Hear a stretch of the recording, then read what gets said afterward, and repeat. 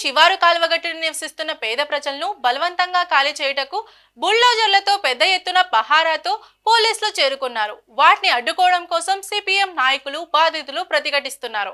135 కుటుంబాల ఇళ్ల స్థలాలు ఇచ్చినా వారి భూములు కోర్టు కేసులో ఉన్నందువల్ల స్థలం ప్రభుత్వం స్వాధీనం చేయలేదు.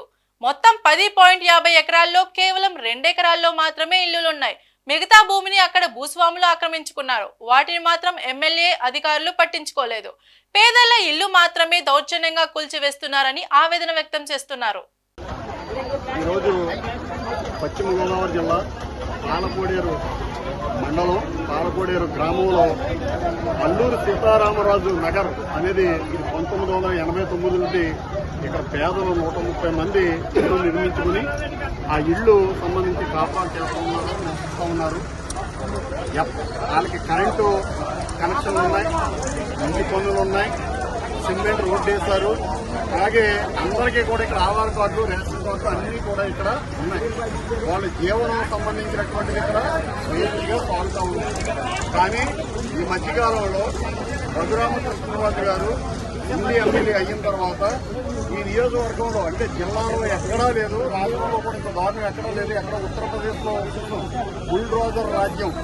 బుల్డోజర్లో సంబంధించినటువంటి తీసుకొచ్చి ముందు కరెంటు కనెక్షన్ కట్ చేసి గతంలో ఇళ్లు తొలగించాలని ప్రయత్నం చేశారు. దాన్ని అప్పుడు అడ్డుకోగలిగాం. అప్పుడు వెనక్కి వెళ్లారు. అప్పుడు మరలా పేదలకు ప్రత్యామ్నాయం కల్పించి మేము ఈరోజు ఆ స్థలాలు ఇస్తామనేది చెప్పారు. కానీ ఈ రోజుకి కూడా ఎవ్వరికీ కూడా ఇవ్వలేదు. ఇచ్చింది 130 మందిలో 35 మందికి మాత్రం ఇచ్చారు. అందులో 15 మంది మాత్రం ఎంతమంది 10 మంది కట్టుకున్నారు తప్ప మిగిలిన వాళ్ళు ఎవరు కూడా కట్టుకునే పరిస్థితి లేదు. ఆ ఇల్లు అనువుగా లేవు. కొన్నేమో కోర్టు పెండింగ్ లో ఉన్నాయి. అటువంటి పరిస్థితుల్లో ఈ పేదరిక నివసిస్తూ ఉంటే ఈ రోజు దుర్మార్గంగా మొత్తం పేదరిళ్ళు కూల్చడానికి పోలీసు వారు, రెవెన్యూ వారు, ప్రొక్లైన్లు, అగ్నిమాపక సిబ్బంది మొత్తం అందరూ కూడా వచ్చేసి ఈరోజు పేదల మీద ఈరోజు దౌర్జన్యం చేయడానికి చేశారు. అయితే మేం కోరేది ఏంటంటే ఈ రోజు ఈ పేదల భూములే కనపడ్డాయా? వీళ్ళ ఇంటి వెనకాల ఎకరాలు భూస్వాములు ఎవరైతే ఉన్నారో వాళ్ళు ఆక్రమించుకుని ఉన్నారు. అటువంటి వాళ్ళకి భూములు ఉన్నటువంటి యజమానులకి నోటీసులు ఇవ్వలేదు. కానీ చెంటు భూమి లేని రెక్కల ముగ్గుని బతికే కూలిపని చేస్తున్న బతికే వాళ్ళకి మాత్రం ఈ రోజు నోటీసులు ఇచ్చి నీళ్లు కూలి చేస్తామని చెప్పడం ఎంతవరకు సమంజసం?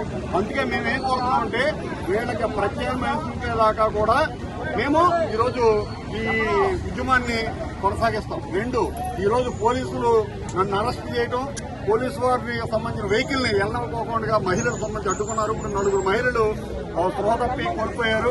వాళ్ళు ప్రమాదకర పరిస్థితిలో ఉన్నప్పుడు వాళ్ళని 108లో తీసుకెళ్లారు.